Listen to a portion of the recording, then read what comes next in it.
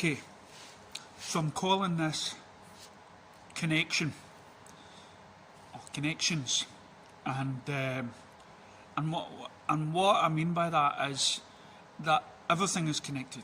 Okay, and I've already said that in some of my videos on YouTube, but this is also going on TikTok. And before I start and going into some of the stuff, most of the clips that I'm going to be talking about will be featured on TikTok, and it's not on YouTube. But what I'll do for you is mention the programs where you can find these clips in. And as I say, on TikTok it's on the Inner Mind as well. So I'll probably catch you there. So first of all, we have a documentary called The Walking Whites, The Tall Walking Whites.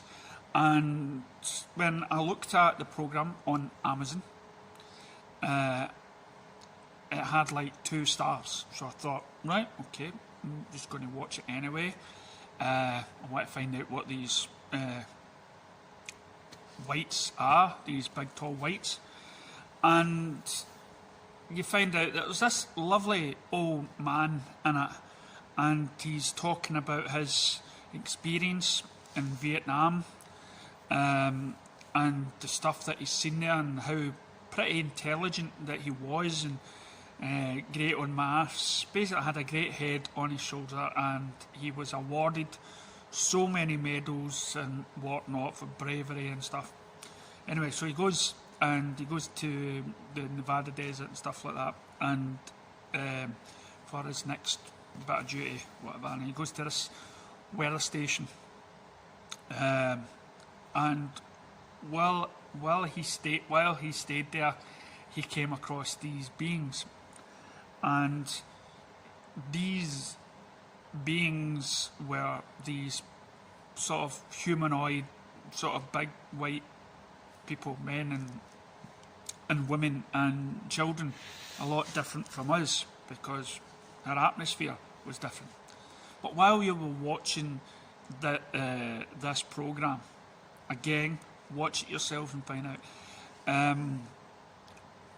Again, if you're watching this on TikTok, you're going to get it in our next chapters. And so while he's standing and he's talking to them, now when he was transported to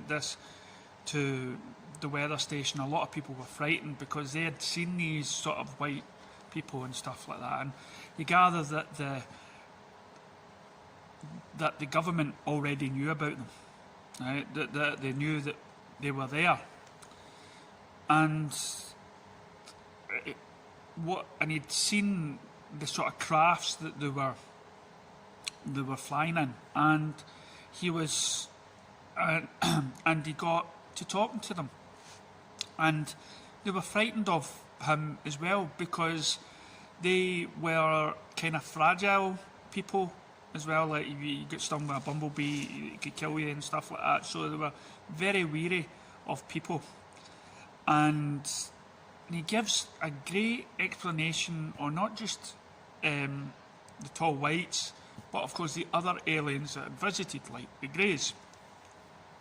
So, and then it kind of, the way it ended, connected with another programme again on Amazon called Unidentified, where it talks about something that happened just a couple of years ago with Air Force pilots actually video recording these UFOs, which is sort of nicknamed Tic Tacs, because that's the sort of shape that they were in, and it was basically the same sort of ship that the guy had seen in the desert, and the white people were flying about in and stuff like that. So that again is connecting the dots. Now, for me, I'm thinking these programs should really get together. These documentary makers should really get together, because there is so many stuff out there that is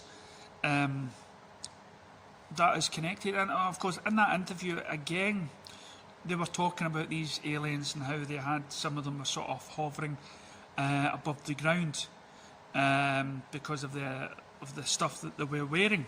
Again, that's related to the family that was in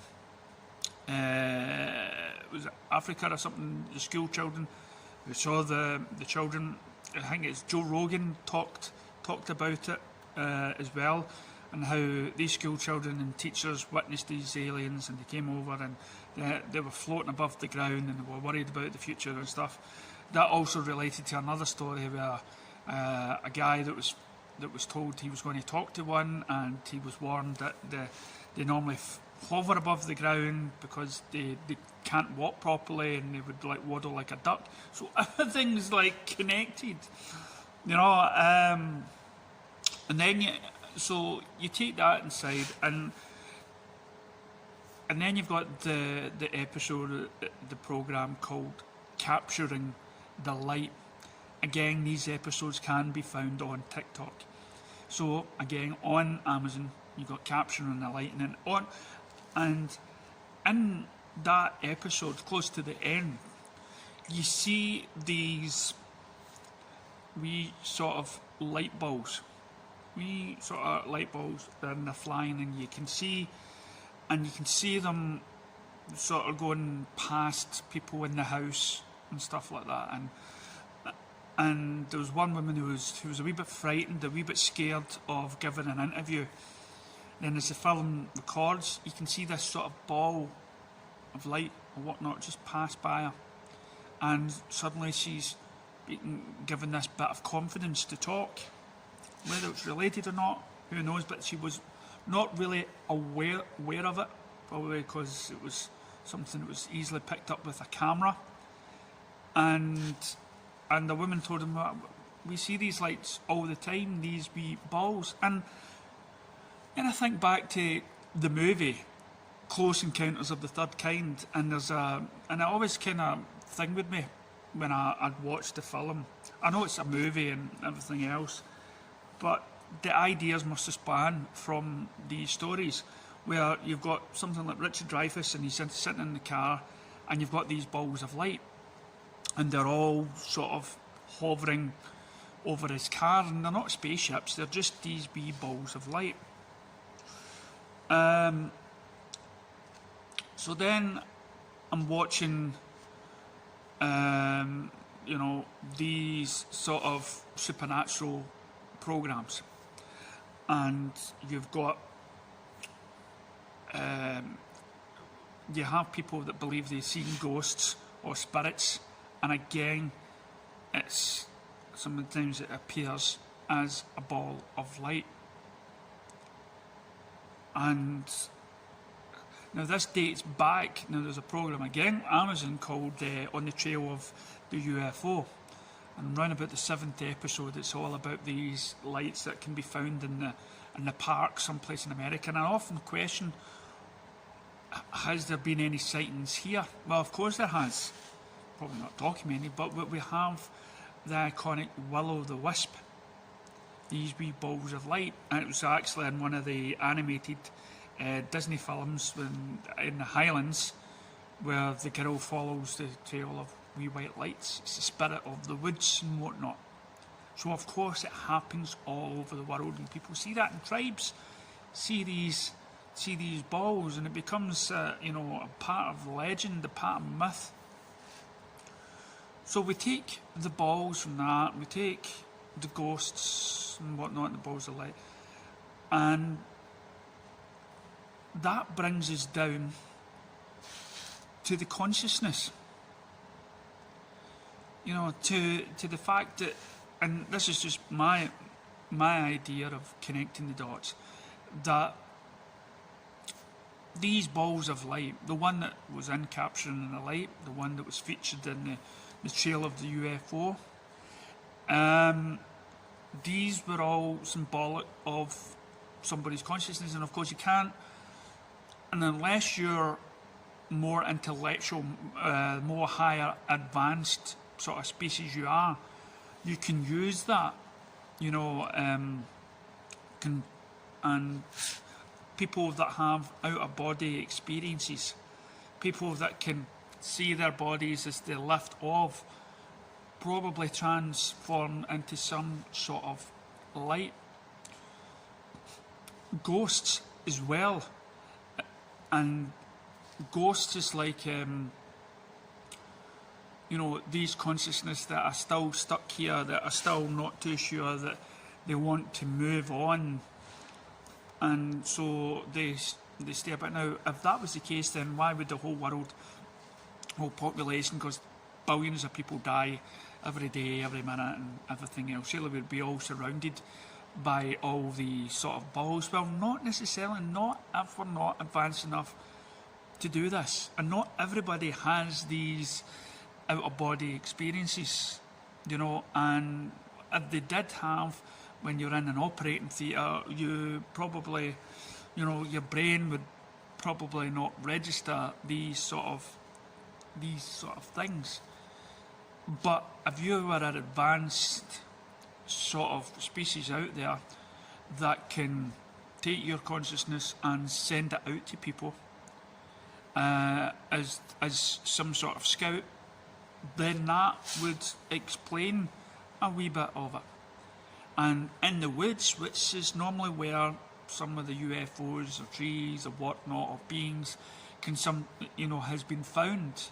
And there was a case down in London when the policemen and whatnot discovered a UFO in the woods, and the UFO seemed to be, you couldn't get into it, and might have been emptied or whatnot, or no sign of a pilot in it, and so it could again be sort of consciousness controlling. So as I watch these programs, you find that things are connected. Things are making sense. And as I said in my last video, we are meant to probably know this stuff already. It's there for us if we can just open our minds to it. And the reason why our minds aren't open, and I spoke about this on another video about, drugs and how our minds are closed to the ideas of how we should actually be seeing the world. And these good herbal drugs that some people, rock stars, have been taking, the swing 60s, where they saw all these different rays of colour in the world and how they transcended into love and peace. I sometimes think maybe that is the way we're meant to be, because it's on our planet. It's a planet that's natural, and it helps us to see, and it helps us to transcend. So when you see all these sort of hippies or whatnot, and they're wearing all these colours, yellows and pinks and blues and stuff, they have that sense of power to them. And right now, as I explore TikTok, I see many people using these colours as some form of meditation to relax you and to free. And as people meditate, they're freeing, they're trying to free their consciousness and take themselves out of their body. And these lights is just a part of that sort of process. So please, as I say, if you've liked these videos, subscribe to the channel. Go to TikTok, find it out yourself. Check Amazon Prime or whatnot, or any documentary you find, and watch these with an open mind. And you too could connect things. If you too can connect things and put puzzles together, and maybe you can come up with a sort of different scenario than I have when I watch and read stuff about this.